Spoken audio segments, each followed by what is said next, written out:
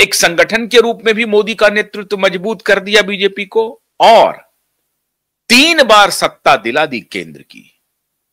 ठीक है, तीसरी दफा जो एंटी इनकम्बेंसी होती है 2 टर्म की, उसका खामियाजा थोड़ा मिला, थोड़ी कुछ अपनी भी गलती रही, उसकी वजह से वो स्ट्राइक रेट नहीं हुआ जो 2019 में था। 303 के आंकड़े से 240 पे आ गया।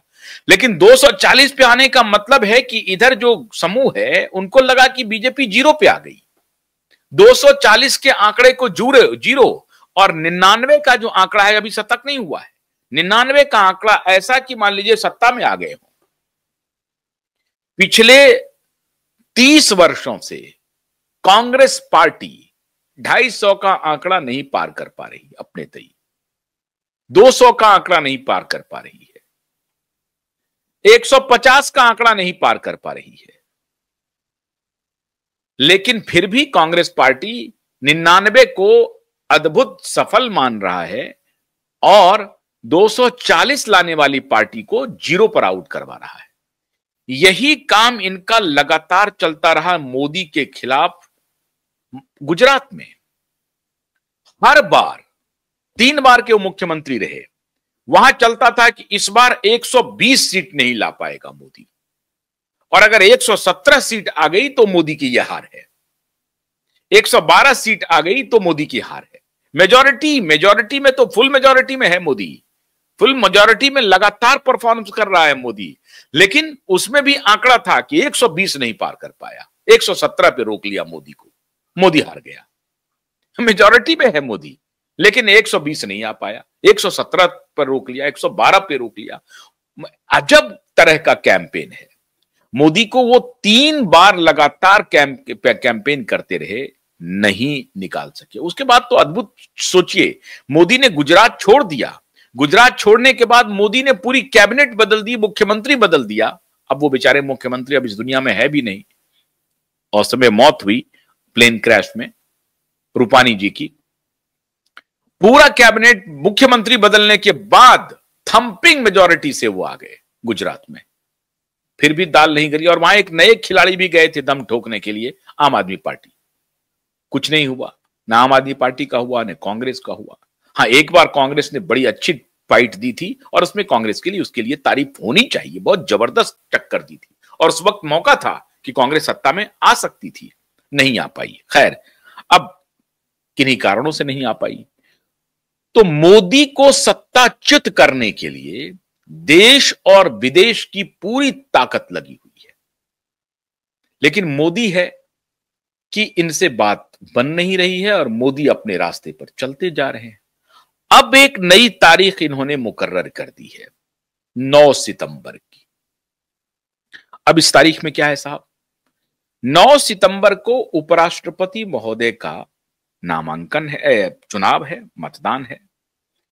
और उस चुनाव में अगर एनडीए का उम्मीदवार राधाकृष्णन जी हार जाते हैं तो समझ लो कि मोदी गया। अब ये बड़े बड़े पत्रकार कह रहे हैं, तो मैं जानता हूं, वो उनको कहने का पूरा हक है, लेकिन उन्होंने कहा कि इधर राधाकृष्णन हारे और उधर मोदी गया। तो 9 सितंबर को एनडीए के उम्मीदवार जैसे ही हारेंगे कि 10 सितंबर को नरेंद्र मोदी इस्तीफा दे देगा और हम लोग अविश्वास प्रस्ताव ले आएंगे कि सरकार ने अपना बहुमत खो दिया है, विश्वास खो दिया है, सरकार ने विश्वास खो दिया है, सरकार अल्पमत में आ गई है। क्यों? क्योंकि अब ऐसा तो हो नहीं सकता है, क्योंकि जो टोटल आंकड़ा है वो तो 424 है एनडीए का, और इधर 323 या 324, 100 सीट का फर्क है, 100 सीट का फर्क है एनडीए और इंडिया अलायंस में, 100 सीट का। लेकिन उसको जोड़ के इधर उधर कर करा करके 62 पे लेके चले आते हैं, 60-62 पे, कि ये हट जाएंगे तो ये आंकड़ा होगा, ये हट जाएंगे फिर ये आंकड़ा होगा। ये खुशफहमी पालते रहते हैं, वो अपने दिल को तसल्ली देते रहते हैं कि काश चंद्रबाबू नायडू का एमपी जो है वो एब्सटेन कर जाए या क्रॉस वोटिंग कर दे, काश जेडीयू वाले कर दें, काश एकनाथ शिंदे वाले कर दें, काश भाजपा के जो नाराज लोग हैं उनको कर दें। और उसमें बड़ी तेजी से भारत भाजपा के नितिन गडकरी का नाम चलाने लगेंगे कि नितिन गडकरी तो भयंकर गुस्से में है, नाराज है, और नितिन गडकरी अपने पार्टी के खिलाफ जाकर के ऐसा काम करवा सकते हैं। बहुत सारे सांसद गोलबंद हो गए हैं, 32 सांसद गोलबंद हैं, 30 सांसद गोलबंद हैं।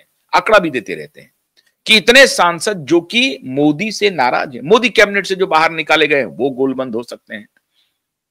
तो तमाम तरह का उनका एक्सप्लेनेशन आता है कि अगर भारतीय जनता पार्टी के सांसद भी गोलबंद हो जाएं, अपोजिशन के लोग गोलबंद हो जाएं, और अपोजिशन को इसके लिए प्रयास करना चाहिए, अपोजिशन को स्टेप आउट करना चाहिए, अपोजिशन को एनडीए के नेताओं पर डोरे डालने चाहिए, अपोजिशन को भारतीय जनता पार्टी के नाराज सांसदों को तुष्ट करना चाहिए, संतुष्ट करना चाहिए कि आप क्यों इनके पीछे खड़े हैं, आइए मेरे साथ वोट दीजिए ना।